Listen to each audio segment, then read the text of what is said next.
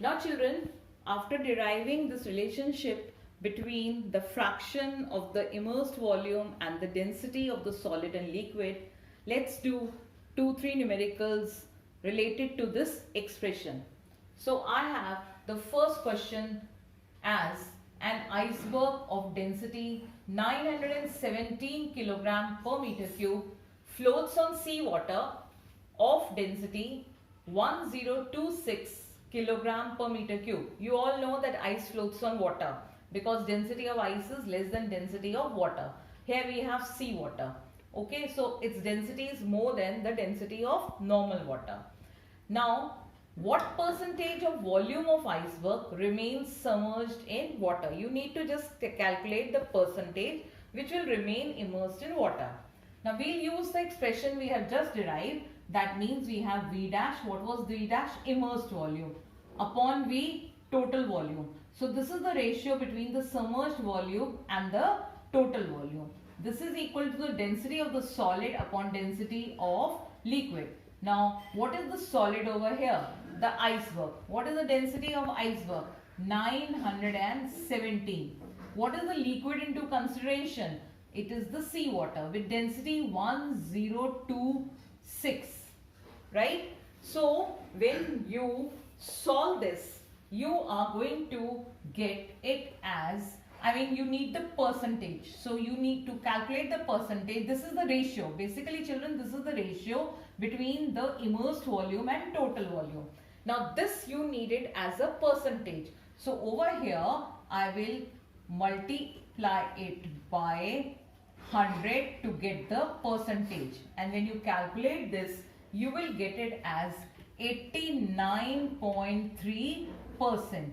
So, this is the percentage of volume of iceberg which will remain submerged in water. I hope this is very clear to you.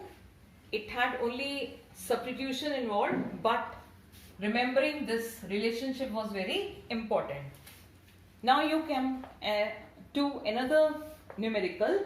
The numerical says a wooden article floats on water with 60% of its volume lying above the water surface. If density of water is 10 to the power of 3 kilogram per meter cube, find the density of wooden article. Now see children, in this numerical, he says that 60% of its volume is lying above the water. He has not given you the immersed volume. Rather, he tells you about the portion which is outside the water. But from this relationship, you know that we need the immersed volume, not the one which is above the surface. So, if you consider the immersed volume, then I hope you will say what will be, you tell me what will be the percentage of immersed volume. If 60% is above the surface, so obviously the immersed volume will be equivalent to how much? 40%. Right? 40% of the total volume. Now,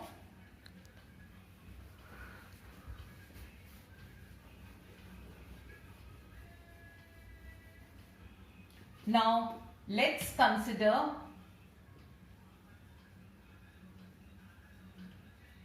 volume to be V. Then immersed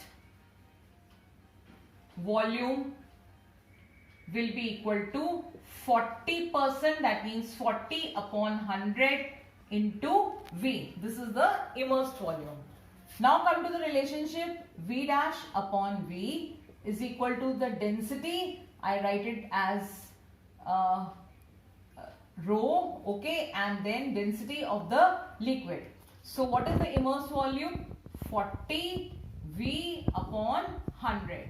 And what is the total volume? Obviously V. This will be equal to density of the wood, which we don't know, and density of water is given to be 10 to the power of 3. So over here you can see this is going to cancel. So you'll have rho equal to, I can cancel this also. So it will be 4 into 10 to the power of 3 divided by 10. What is it going to give you? It is going to give you 400 kilogram per meter cube. So the density of the wooden article is 400 kilogram per meter cube. That is why obviously it was floating. You can see from here that the density of wood has come out to be 400. Density of the water is 1000. So the density of wood is less than density of what? The water, so it floats. And the portion of the wood which will be inside the water will be 60%. Only 40% of, only 40% of the volume of wood will be inside the water and 60% is going to be outside the water when the wood article floats in water. Let's do one more question, children. This question number 3 is different from the ones we have done. Now what it says, a large piece of the cork floats on water with 4/5 or 4/5 of its volume above the water surface. Calculate the density of the cork if density of water is 1 into 10 to the power of 3 kilogram per meter cube. Now again in this question, he says he is talking about the volume which is above the water surface.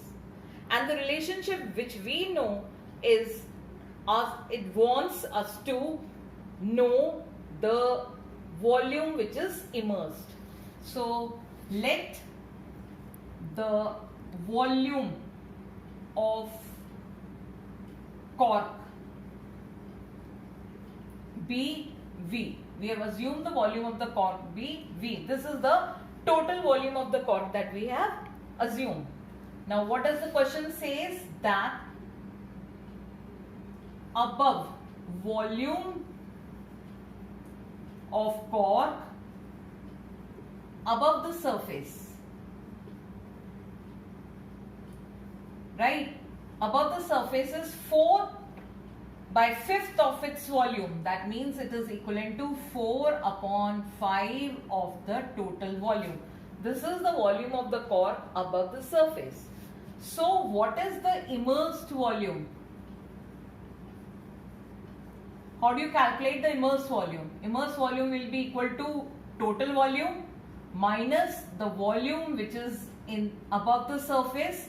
So this will give me 5V minus 4V, that means V/5.